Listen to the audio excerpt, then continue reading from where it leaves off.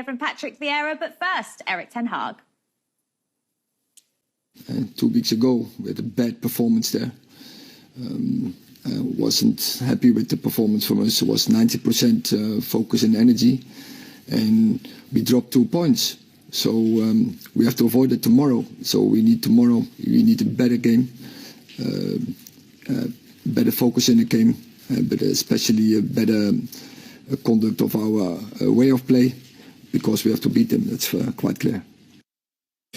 Yeah, they are in a really good period. They are playing well, scoring a lot of goals. But we played them recently, and we went toes to toes against them. We worked hard, and we played some really good football at time. But again, if we want to have a positive result, we will have to raise the quality of the game. And it's about how do we play for 95 minutes together as a team to compete and hopefully to take something from the game, and we are capable of doing it. Well, they certainly are capable of doing it. 17 days ago, these two sides faced each other, and it was Elise with that free kick, a sensational free kick late on in the game and stoppage time, that actually got the point for Crystal Palace. And Manchester United fans and the players, they'll still remember this, Jermaine. It wasn't too long ago at all, and had they won this match, they would have closed the gap on the leaders Arsenal, and people would have been talking about them being in a title race. Things have changed. Yeah, ever so slightly. Not much, because they're still in with a chance. But Ten Hag mentioned there they were at 90%, and if they were at 100% playing against Palace that day, they would have walked away with the 3 points. They were wasteful in front of goal. They created a lot of chances. They were dominant on the ball. But look, ultimately, you've got to score more than your opposition, and they didn't take as many chances as they needed to, which kind of put them in a position where they ended up stuck. They won't make that mistake again. Rashford is on fire. Martial's come back now. Jadon Sancho as well. He's, it's good to see him back on the pitch. And they just look solid. They look the real deal now. They've got a great record in the last 10 games, 12 games, give or take. And they'll be looking to continue that tomorrow.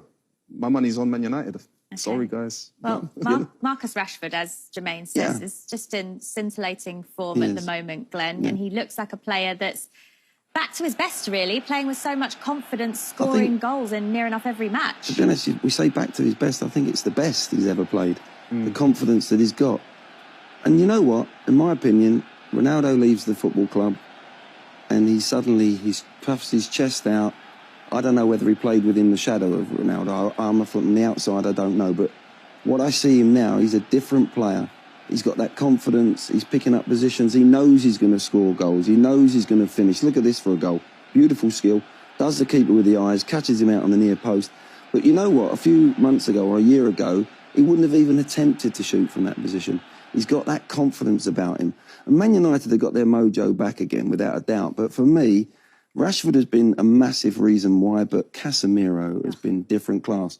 Without him, he got booked against Palace right at the end of the game. And then it was, he misses the Arsenal game, and they go to Arsenal without him, and look what happened. So I think he's been sensational, Casemiro, with the ball, his defensive play, his experience. That midfield now can go up against any team. The Man United midfield can go up against any team in the Premier League, which they couldn't get that balance right with Pogba and Fred, and it wasn't there. Now that midfield, when it's together, those three, Eriksen, Fernandes and Casemiro, brilliant. Well, that's the trouble, isn't it? Is they're now going to have to do without Eriksen. So we've got Marcel Sabitzer, who was signed on deadline day, a last-minute emergency signing that Erik Ten Hag made, which is brilliant business, really. He comes in, he's going to offer Manchester United energy, but is he a like-for-like replacement for Christian Eriksen in that midfield? Hard to say, isn't it? It's hard to say. You look at the stats over this last 6 to 12 months, and they're very, very similar. Both the stats are very similar in terms of the chances created, in terms of the tackles won and passes, etc. But Christian Eriksen has been in the Premier League before. He knows what the Premier League's all about. So when you take that into account as well, only time will tell. Now he's fit. We know he's fit, so we know there's a very large possibility he could be thrown straight in. He said he's in the squad for sure. He could be thrown straight into the starting 11. Yeah. with Christian Eriksen being out now. So, you know, it's Ten Hag will only put him in if he knows he's ready, if he knows he's going to be capable of doing a very similar, if not better job than Christian Eriksen. So, long story short, I don't know. We'll soon find out. I think he's a very good player. Yeah. He's not an Eriksen. He can't see passes that Eriksen sees. Yeah. He can't produce things for Rashford, for movement ahead of him like that. He's a runner with the ball, uses the ball really well, you know, but he's not a similar player.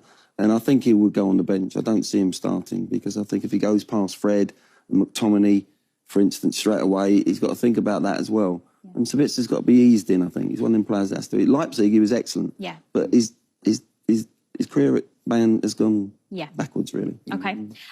What about Crystal Palace? As we've already mentioned, they can be a tricky team. Manchester United found that out a couple of weeks ago when they faced them. The thing they seem to have been lacking has been a bit of midfield energy ever since they lost Conor Gallagher. But they've brought in 2 midfielders in the January window. Will that make a difference? Has that been the missing piece for you? Conor Gallagher not signing up again for another season is a huge loss. You mentioned the energy that he brings, the box-to-box movement, the creativity as well. And it gives the players around him that opportunity to just go forward. And they scored a lot more goals last season at this point than they have currently, mainly down to him.